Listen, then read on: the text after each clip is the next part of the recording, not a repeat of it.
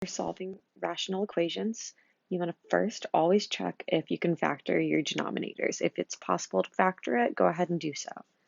The next thing you do is you need to look for the LCD, which stands for the least common denominator. Once you have that, you can multiply both sides of your equation by the LCD. You're going to multiply every single term by that. After you do that, you want to check, you just want to go ahead and solve for x. And then the last step is that you check for extraneous solutions. So these are values of x that would give you 0 in the denominator of your original problem. And that would be an issue because, for example, if you had something like 3 over 0, that's undefined, which is why we don't want to include those extraneous solutions. It gives us an undefined value. So let's go ahead and start a couple of examples. First example we're going to start, we have 1 over x equals 6 over 5x plus 1. So nothing I can factor here. That 1 though, I'm going to change that to 1 over 1, so it's a fraction, just like all the other terms. So for my LCD, I'm just going to take this one denominator at a time. First, I have an x right there, so I need an x in my LCD. The next thing is a 5x. I already have an x included, so I just need to put a 5 right in front of it. We don't need to include another x. And the last one is just 1. And if it's just 1, we don't need to include that in the LCD. So my LCD is 5x. I'm going to multiply every single numerator by 5x, and my denominators are just going to stay the same. So I'm going to have 1 times 5x over x equals 6 times 5x over 5x plus 1 times 5x. All right, then I want to look and see, does anything cancel out? And it looks like I cancel an x here and here. My second term, I can cancel 5x, and my third term, nothing cancels. So now that I've done that canceling, my very first term, I'm left with 1 times 5, which equals 5. So 5 equals, second term, my x is canceled, so I'm just left with 6. And then my third term, 1 times 5x is plus 5x. Now I'm going to just try to combine my like terms and solve for x. So I'll subtract 6 on each side, which will give me negative 1 equals 5x. If I divide by 5 on each side, I get negative 1/5 equals x as my answer.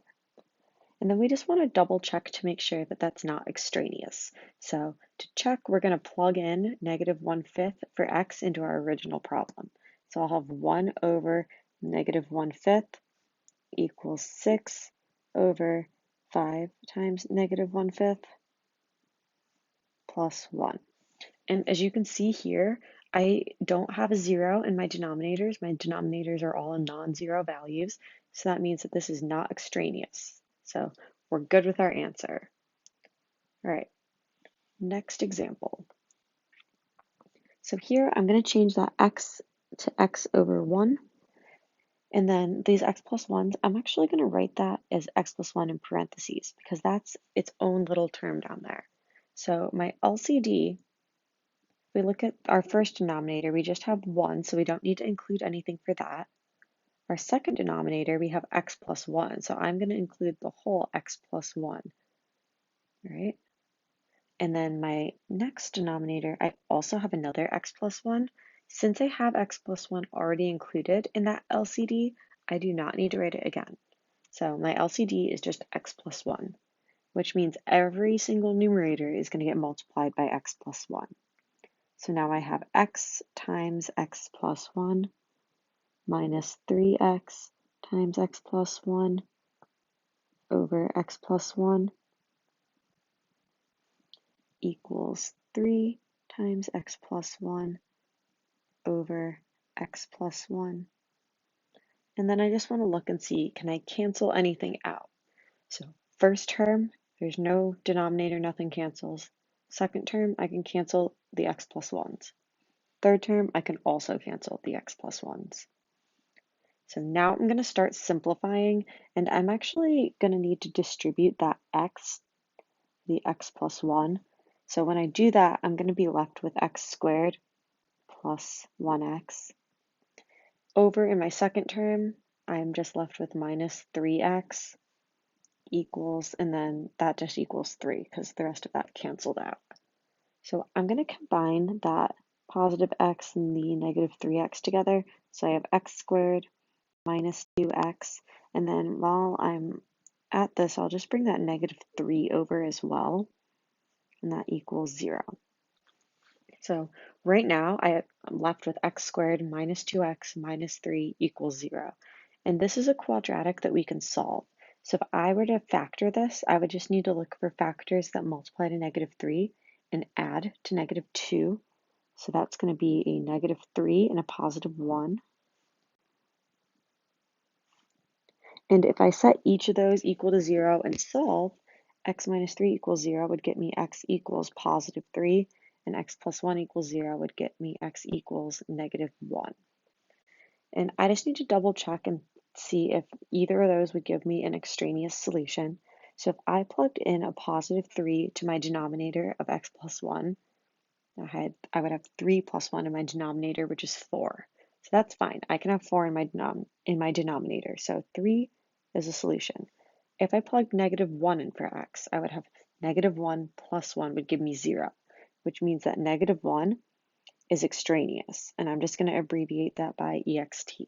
So negative 1 I'm not including in my answer, just the 3.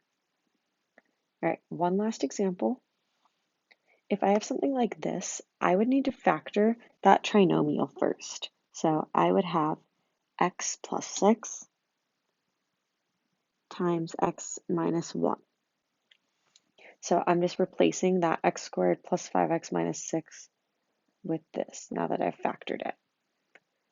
All right, so LCD, I don't need to think about that first denominator because it's just 1. My second denominator tells me that I will need an x minus 1. In this last denominator, I already have that x minus 1, but I need the x plus 6.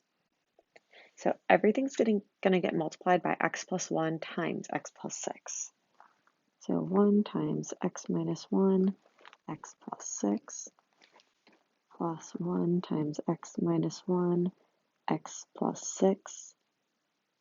And that's going to be over that x minus 1. And then that is equal to 7 times x minus 1 times x plus 6 all over x plus 6, x minus 1. All right, so let's look at what I can cancel. I can cancel my x minus 1s here, and then I can cancel these x plus 6s.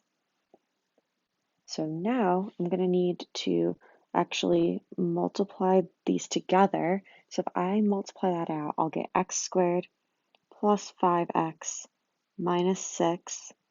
So that's after I FOILed that. My next term, I will have plus x plus 6, and then that equals 7, since everything else canceled over there. So I can start combining my like terms. I get x squared. If I combine 5x plus 1x, I get plus 6x. Negative 6 and positive 6, they've just canceled. So I'll bring that negative 7 over. So that whole thing equals 0. So now I have a quadratic that I can factor, and I'll get x plus 7 times x minus 1 equals 0. Solve that for x, and I get negative 7 and positive 1.